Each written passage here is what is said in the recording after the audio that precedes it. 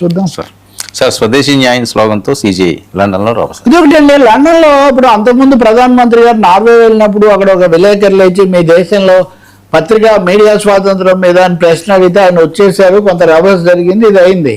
కానీ CJI Surya Kant London వెళ్ళారు, Oxford యూనివర్సిటీకి సంబంధించి ఒక చోట మాట్లాడుతూ ఆయన న్యాయ వ్యవస్థను ఎలా అనుసంధానం చేయాలి ఇలాంటివన్నీ చెప్తూ ఉంటే కొంతమంది విద్యార్థులు లేచి మీ దేశంలో కూడా అసమ్మతి సమస్య, అసంతృప్తిని, విమర్శలను మీరు అణచివేస్తున్నారు, మీ ప్రభుత్వ వ్యవస్థలని విమర్శ వస్తుంది కదా, స్వయంగా మీరే కాక్రోచ్ జనతా పార్టీ అని అన్నారు కదా, అది కూడా వచ్చింది. మీరు అనే పద్ధతులు అడిగితే సిజేఐ గారు ఏం చెప్పేవారో మనకు తెలీదు, కానీ ఆ యాంకర్ మీలాగా సమన్వయం చేస్తున్నాయని నో ది క్వశ్చన్ ఇస్ డిజల్వ్డ్ అని దాన్ని ఉన్న పనులను ఆపేశాడు.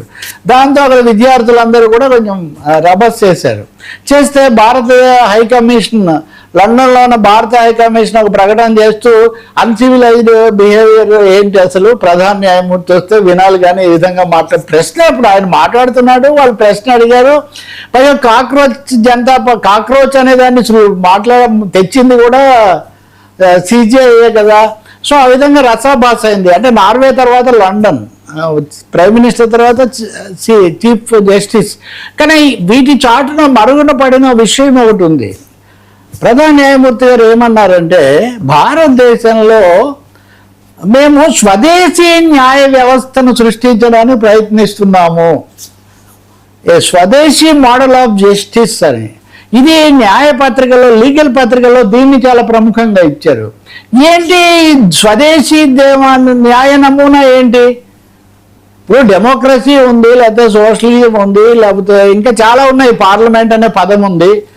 ఇవన్నీ మన దేశం యొక్క లక్షణాలు ఎలాగో ఉంటాయి, కలిపి ఆధునికమైన ఇప్పుడు ఆయుర్వేద వైద్యంలో ఏమైనా ఉంటే అది కూడా కలిపి వైద్యం చేస్తారు, అన్ని వైద్య విధానాలు కలిపి. అంతేగాని స్వదేశీ అన్నప్పుడు భారత్ న్యాయ సంహిత అని మనం పేరు పెట్టుకున్నట్టుగా ఒక విధంగా పాతకాలపు న్యాయ వ్యవస్థను కూడా వెనక్కు తీసుకుపోయి ఇంతకుముందు మధ్యయుగాల్లోనో ఆదిమయుగాల్లోనో ఉన్నదేదో అమలు చేయడం అనే ప్రయత్నం జరుగుతుంది అన్న ఆరోపణ, విమర్శ న్యాయవర్గాల నుంచి చాలా ఎక్కువగా ఉంది. భారత అధివ్యక్త పరిషత్ అని ఆర్ఎస్ఎస్కు అనుబంధమైన న్యాయ విభాగం అంతకంతకు బార్లు, బెంచీల్లో చొరబడుతుంది అన్న అభిప్రాయం కూడా మీడియాలో వ్యక్తమవుతుంది. ఇంతకు మించి న్యాయ వ్యవస్థ కాబట్టి మనం సున్నితంగా మాట్లాడాలి. కానీ భారత ప్రధాన న్యాయమూర్తి స్వయంగా స్వదేశీ నమూనా, స్వదేశీ ఏముంటుంది, రోమన్ జూరిస్ ప్రూడెన్స్ ఉంటుంది.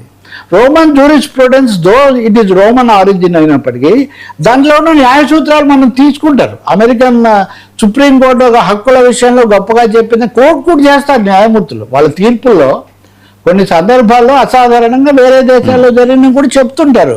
అటువంటిప్పుడు స్వదేశీ నమూనా అని చెప్పడం ద్వారా న్యాయ వ్యవస్థలో కూడా చొరబాటు పెరుగుతుందేమో, ఒత్తిడి పెరుగుతుందేమో అన్న